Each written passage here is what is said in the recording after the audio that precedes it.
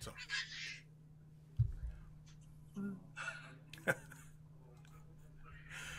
Welcome to yet another Way of the Brush Conversations. In today's show, we're going to be catching up with Sean, aka Ultimate Rez, as you may know him in the comments and forums and wherever else he happens to post. I think he also posts on the Facebook page as Sean. And so we are going to catch up with him and his daughter. There you go. Terrorizing. There she is. Oh. Like any good kid, she found something to eat. Yep. She loves apples. Oh, I thought that maybe it was floor lint or something. Not this time. Oh, because my kids grew up on a healthy dose of floor lint and mud pies. So, how are you? I'm doing well. I've, it's one of those, I wanted to catch up on the Skype because I realized it's been a long time since I've let you know what I'm up to. Right on. So, okay, what has Sean been up to? Well, with the summer release of Soda Pop Miniatures Relic Knights, that's really been my main focus. Really, as soon as it came out, I really fell in love with that heavy anime style, the homage to all the different genres and some particular shows. And so I went out and I had the mentality of I am not going to play with these until they're fully painted. Right so on. I just buckled down and just started cranking them out.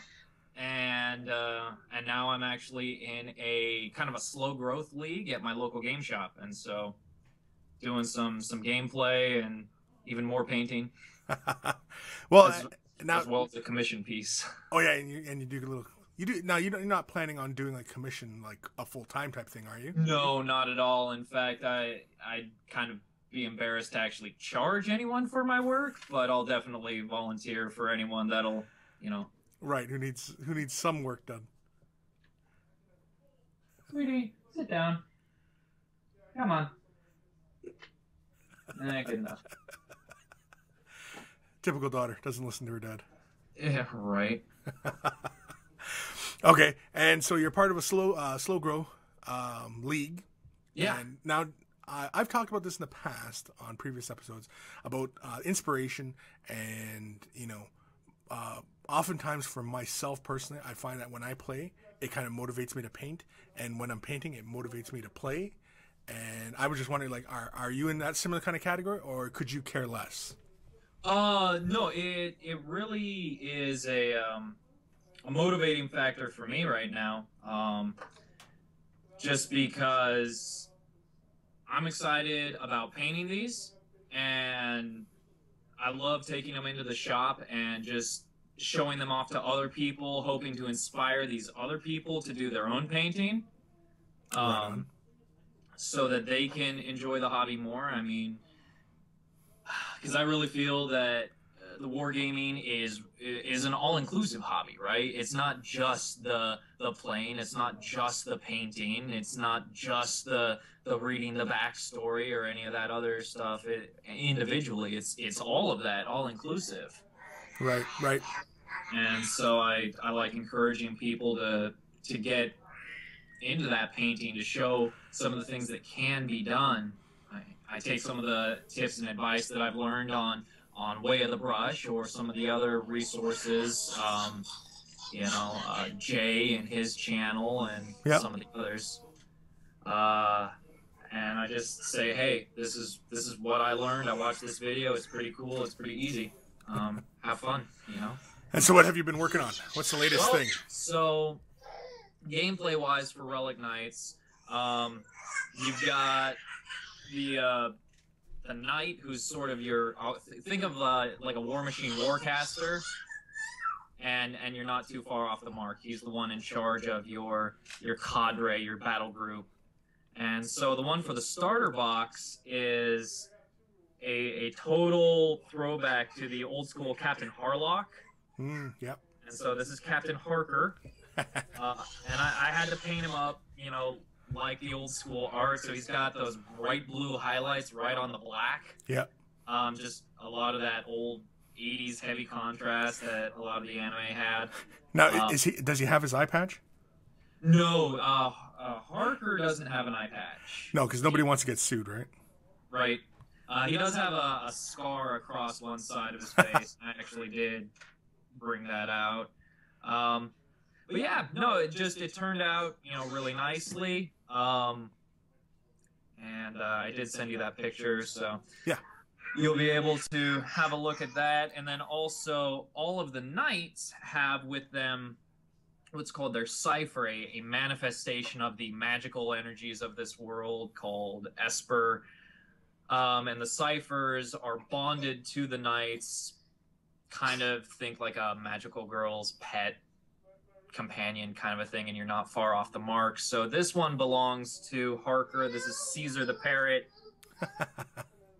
That's pretty cool. Yeah, and again, I just did a quick look on the internet for just some images of parrots, just to get the color transition right. And what'd you do to get that color transition? Sorry, yeah. So this was my first attempt to really do some glazes as kind of an aid in transition, and so I used the bloodletter glaze to transition the red, and then the Gilliman blue to transition into the blue. The blue didn't work as well as the red, but I feel it gets the point across. Yeah, it can be kind of tough sometimes with the blue. Yeah. It's not quite as bright of a blue as I was hoping it would be. Right. As far as the glaze goes, but on the whole, again, I think it was pretty cool. Side note, again, these the Relic Knights models are also my first attempt at actual basing. So since the faction I'm playing is the Star Nebula Corsairs, I went with a wood plank style base. And so I just went down to the hobby store and grabbed just some balsa wood to be the planks, if you will, and just sort of sized it onto the base, penciled it off, cut it, and kind of gave it a zigzaggy, jagged appearance so it looks like, planks laid out. Mm-hmm. And just painted that up with 3 different browns. Just to go for that whole pirate theme kind of thing, right? Yeah, exactly. And again, it worked out really well. Because I've seen some people too as well use popsicle sticks to achieve that. Yeah, and something like that might have worked for me, but popsicle sticks, especially for a 30 millimeter base, I feel would have been a little too big. Yeah, And possibly. so, Yeah. Well, because like a lot of people, they break them off, and so they have, because they're often made with a harder wood, that you get those really nice splinters at the end, and right, yeah, you get that really great texture at the end. Balsa wood still gives you that, but I find that with balsa wood, because it's so soft that when you handle it, the ends get worn down really fast. Yeah, and I am kind of seeing that. Live and learn. I don't mind too much. It's no, really no, more for the visual, but let's see here. And then so that's one of the knights. So one of the other models that I was really proud to work on was one that was part of their Kickstarter campaign. I wasn't a part of it, but they did offer it for sale later on. Every faction got what's called a dark space model, which is a model that would normally belong to another faction, but through the twisted energies of dark space, they came from a different dimension, different world, and it was their excuse to have these models do cosplay. Right. And so the one that the Star Nebula Corsairs get normally belongs to the Shattered Sword, Knight Paladin-y faction, and her cosplay is the Cowboy Bebop Faye Valentine. That's very cool. Yeah, I had a ton of fun painting her. The nylons was actually it was my first attempt, and I got the trick from the Dr. Faust painting blog or painting clinic. There we go. Yeah. He had this video on nylons, and it looked pretty easy, so I tried it out, and I really liked the effect. Yeah, I used to go to his website a lot back in the day. Mm-hmm. Them and Terra Genesis as well. But yeah, I really like the nylons. That's and what did you do for that? Like, was It was pretty simple. You just pick the base color for the nylon. To save my life, I cannot remember what I used. It was one of my darker browns, it looks like. It might have even been this paint I picked up at Michael's, I'm not sure. And then what you do is you take your darkest flesh tone. Well, I know, but I don't remember if that's the paint I used for this color. Anyway, you take your darkest flesh tone and then you thin it down to the point where you think it's useless. Right. And you just barely go over the nylon. And then you let that dry. And then you just keep building that up in layers. Yeah.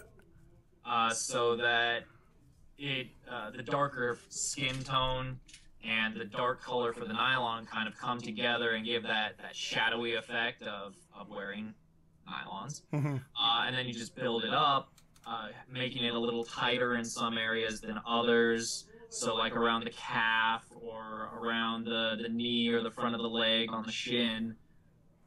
Just a little more buildup of the flesh there, and a little darker in the recesses where the nylon would naturally stretch. Mm-hmm. Obviously, well, not obviously, but my skill isn't quite there yet, but I think I did a pretty good approximation. Yeah, no, from here it looks good, and from the stills, when I show them, everybody will get a good opportunity to have a look. Now, how'd you do the cloth, the outfit? Oh, the outfit. So this entire army has really been an exercise for me in building up highlights naturally rather than relying on a shade or any particular. I'm coming up with transition and that's not right, but the paint sequence. Yeah.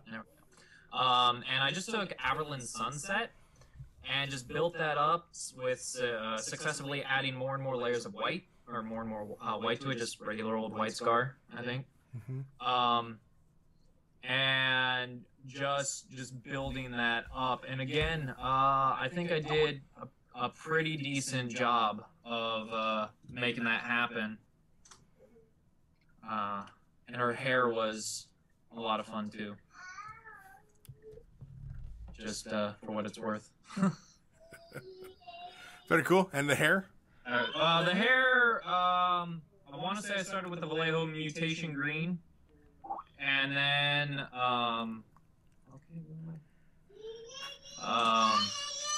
tell him go away, I'm busy. I'm busy.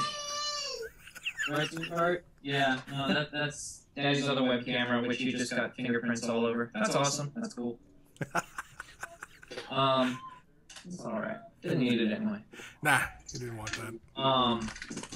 Yeah, play with the keyboard. That's fine.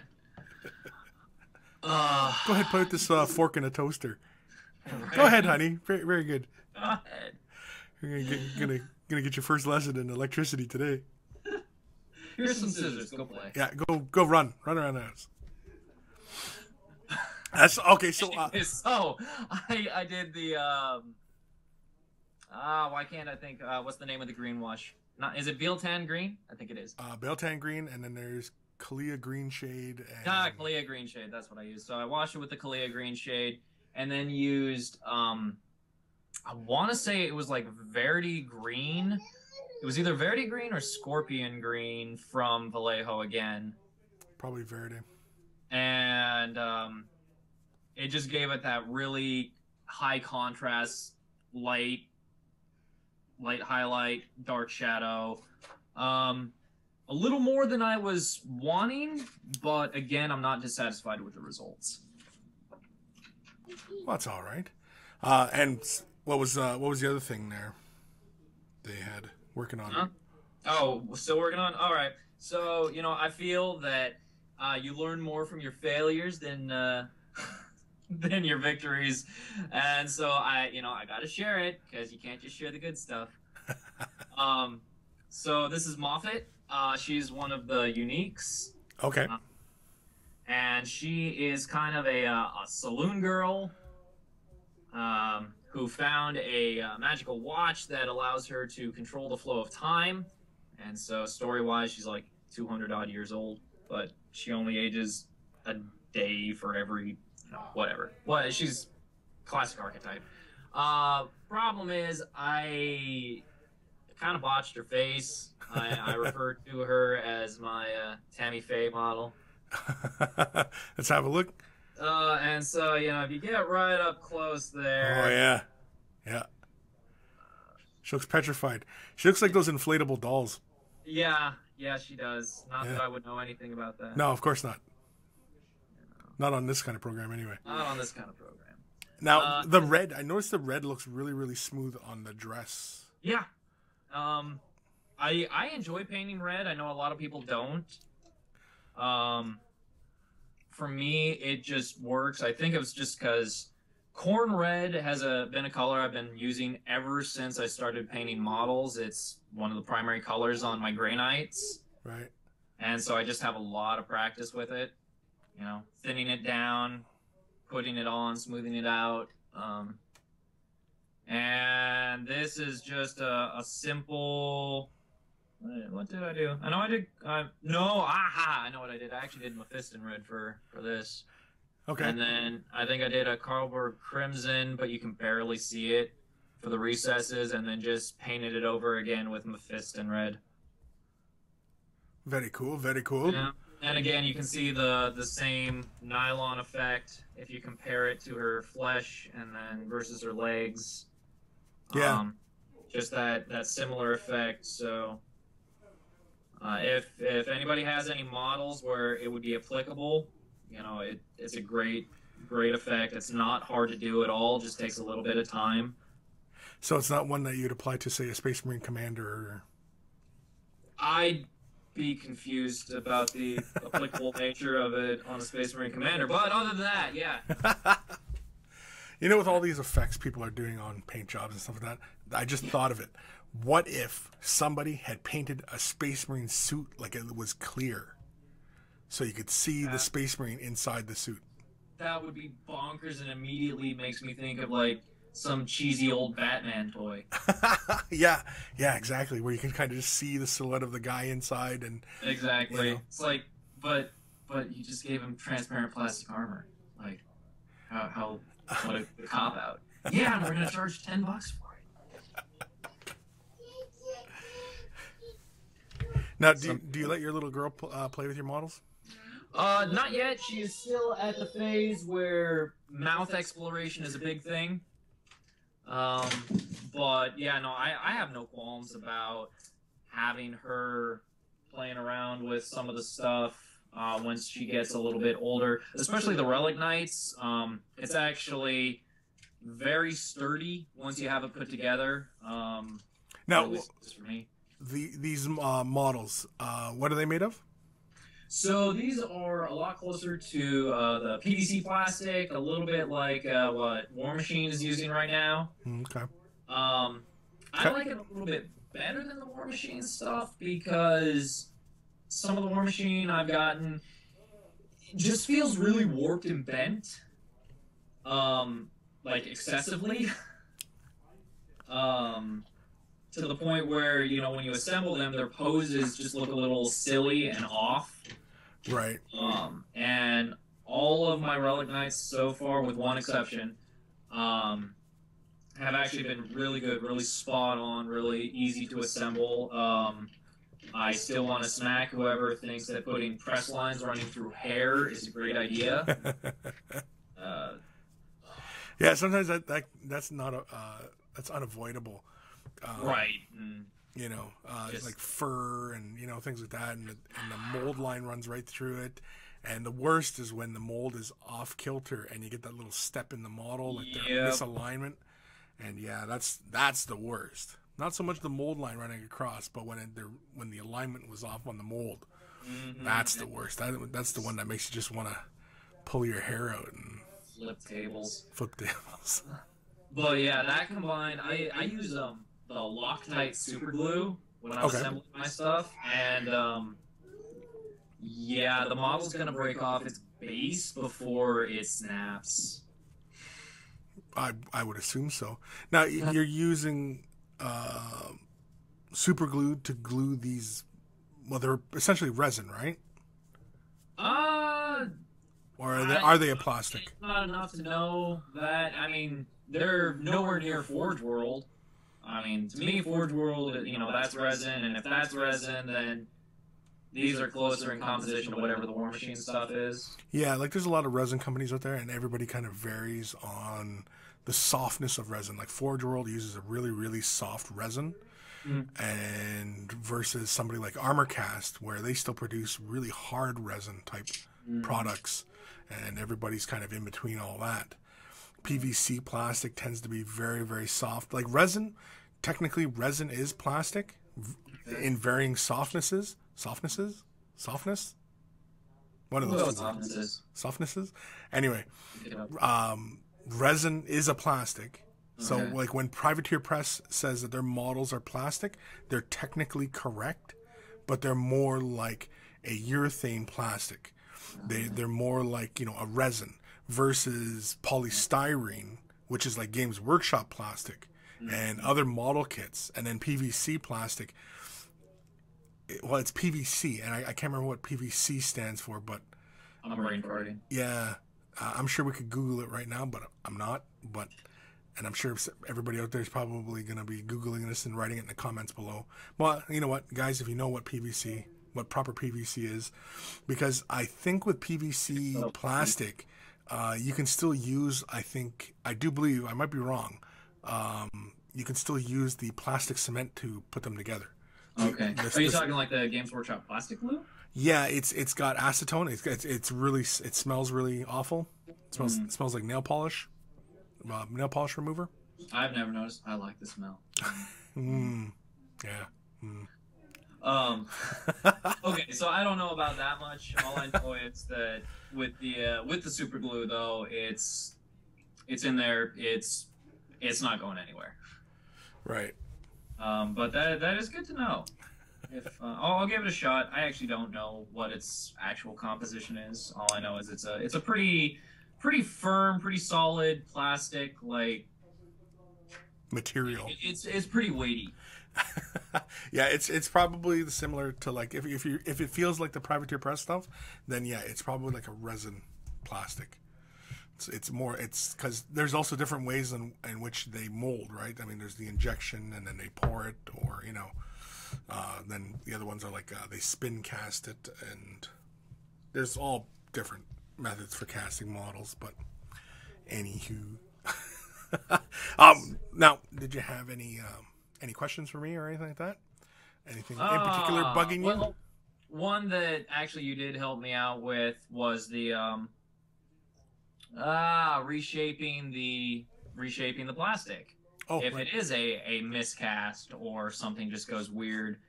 And so I had one of my models has this mage staff, and the head of the staff was bent nearly out 90 degrees, and I was like, oh, nuts. Right, yeah, and this was the same Soda Pop miniature model? Yep. Yeah. So the model, for anyone that cares to know, is Squall. And this is actually one of the neat things about the Star Nebula Corsairs is we have models that would normally belong to other factions. And so Squall is a kind of magey caster type from the Doctrine faction, except I get her for pirates, so go me. But yeah, so she's got this big old staff. It's as tall as the model, and like I say, it was really bent, but I just ran it under the hot tap water and just let it sit under the running water until I was able to bend it into shape without warping the plastic. Right. And then you just quickly dunked it into cool water or cold water? I did. The top is still a little bit off, but at least within realm that I'm calling it good enough. Yeah, I mean, like you can keep finessing it, and keep fiddling with it. There was one particular model, I can't remember what it was. Oh, I think it was my Lynx, the pulse laser, and the barrel. No matter what I did, I just could not get it straight. And every time I thought I had it straight, the little end bit would be off kilter by the time it would cool down again. Right. And so yeah, so sometimes it just takes repeated warming it, shaping it, warming it, shaping it, and you know, I mean, blacksmiths do it all the time with metal. It's not the first time that they they heat it up and then hammer the metal. They hammer it again and hammer it again and hammer it again. That's true. Yeah. Well, I still have not assembled her, so I might go for round 2. More things I found out, by the way. Carbo Crimson and Squig Pink, whatever it is. Squig actually Orange has a really interesting effect. That super red. Yeah. That's exactly what that is. Just covered him in the Squig Orange, and then just gave it a bath in the Carbo Crimson. Yeah. And again, just one of those being not afraid to experiment. I was like, I wonder what this does. And I was like, oh, that's actually really cool looking. A really fun one you can try is something like Fire Dragon Bright or Troll Slayer Orange, and then hit it with the Carberg Crimson and build the Carberg Crimson down into the recesses, and you'll basically cheat your way through the gradients of red. Oh, that's hilarious. Yeah. I should try that sometime. Yeah, just a couple quick layers. I mean, you could probably get lucky and do it in one go, but building it up is probably the safer way to go. And yeah, just leaving just a little bit of that orange at the peaks, like at the edges of armor or what have you, and yeah, you'll end up with your. That is hilarious. Because Carbo Crimson is it's mostly a magenta. It's not quite a red. It's closer to purples than it is reds. And so when you put on top of orange, the color plays with the yellows in those colors, and that's how it completes the red spectrum. There was another funny one, by the way. So I don't have the model handy, otherwise I'd show you. So I was painting this dragon. It was the boss for the Super Dungeon Explorer. Mm-hmm. And for the ridge scales, I was like, I kind of want these to be a darker purple, but I don't really have much in the way of purple, and I'm like, wait a minute, but I do have a blue ink. So I had already based the model just entirely in red, whatever Vallejo's equivalent to the corn red, or pretty close to it anyway. Yeah, I think it's scab red or something. Might be. Yeah. And I was like, oh, okay. So I just got a little bit of that blue and dabbed it on the scales, and it actually did. It played with the color and gave it this kind of purple scale effect. Yeah. Just because of the light playing through. I was like, science! Science is fun sometimes. Yeah, and I did a similar thing with the membrane of the wings. So you can I'm just building that up into a gradient. Well, now you're talking this up. Now you're gonna have to send me an email what that looks like now. Oh, I guess. Yeah, no, actually I will. It was just one of those. I just suddenly thought about it because I've been working on the Relic Knights. I haven't been doing the Super Dungeon Explorer, although that's going to be coming back pretty soon because of my inbound Kickstarter for their new Forgotten King set. Very cool. Very cool. So that's all that Sean has been working on so far. Just some. Oh, geez. All right, we got this guy. Okay. Yeah. One last one. Yeah. This is every faction has their Relic Knight. It's the big bad guy, the centerpiece of all the factions on a 80mm base. And so this is the one for Star Nebula Corsairs. This is Calico Kate. She is the reason I went with the pirates, just because I love the look of her mech. Yeah, that's very cool. Again, more of a side note that if you want a particular color, and you want to glaze it, you use the right color glaze.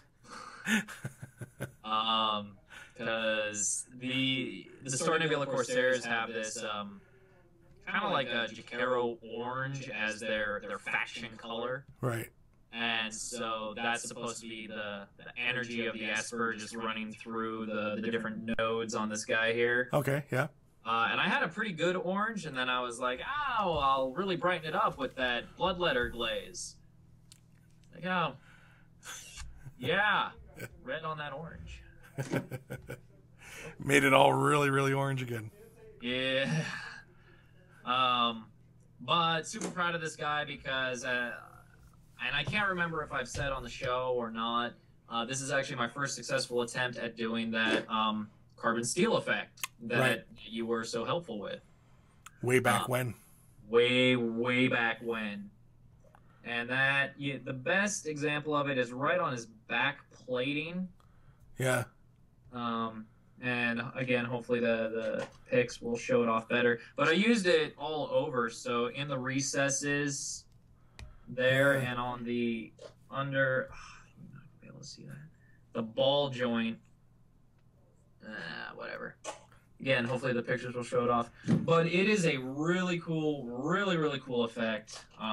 So if anyone wants to go back and watch that old Way of the Brush episode. Which episode was that? Do you know? It was like, I don't think you got to it till like episode 37 or something. Really? That? It took a while. Yeah, because your initial problem was your convergence of Cyrus, right? Yeah, it was my very first problem, which was the very first email you ever addressed on the round 2 of the show, if you will. Yeah. Was putting together the Clockwork Angels. Right.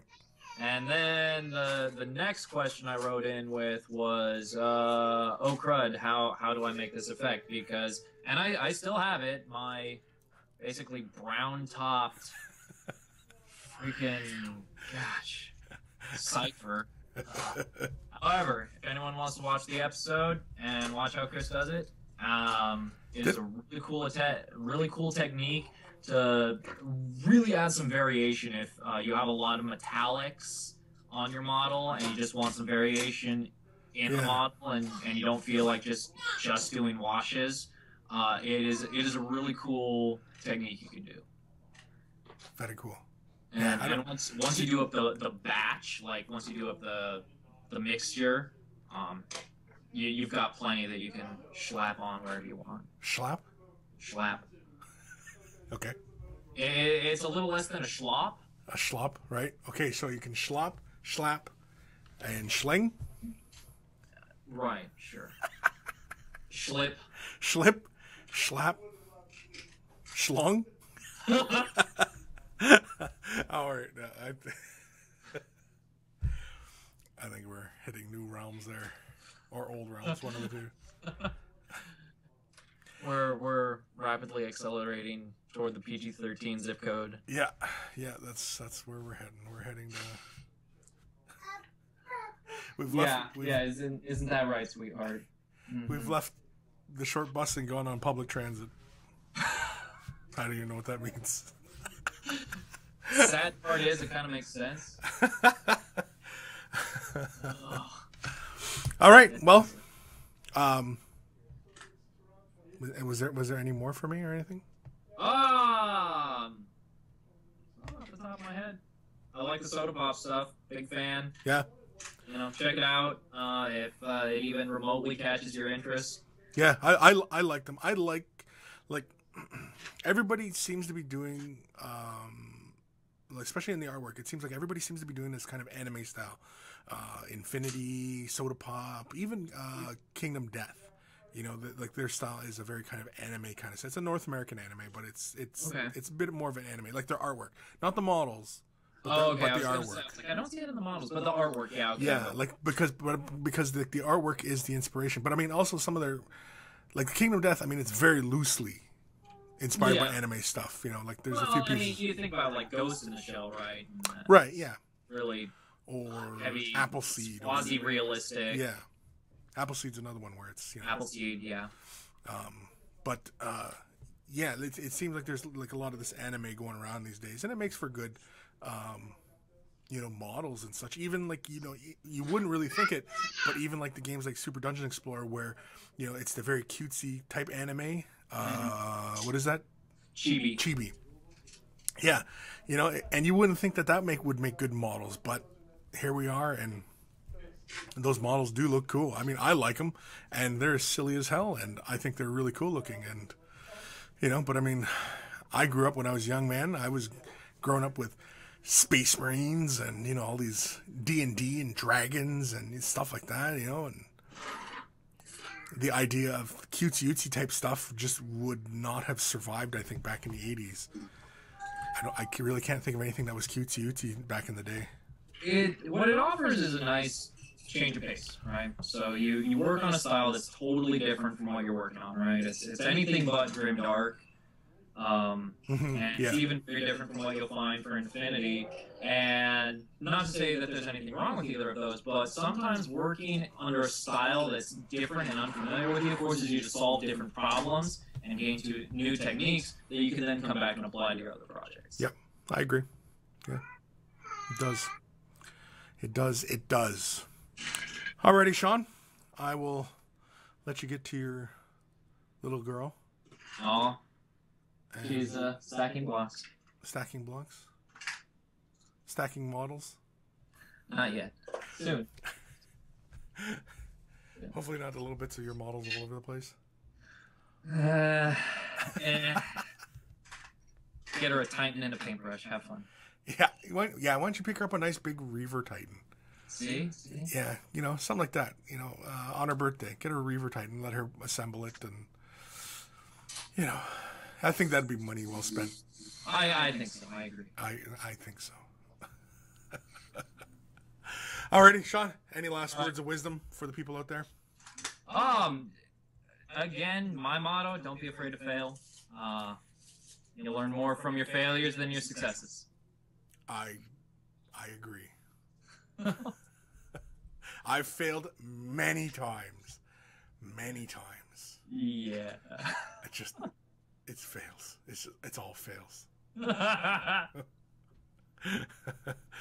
Alrighty. So, that was great catching up with Sean and hearing his little munchkin running around as well as she plays with blocks. And if you want to have, a conversation, weigh the brush, ask me some questions, chit chat, show off what you're working on, what have you. My Skype name is in the description below. Feel free to shoot me a message whenever you're available. And yeah, and we'll sit down, we'll have a conversation. We'll work it out at some point, and what have you, right? And so yeah, I think we're done. Bye. Oh, bye. Oh, she's saying goodbye. Oh, bye. So remember, take care of your brushes. They'll take care of you. And I'll see you guys later.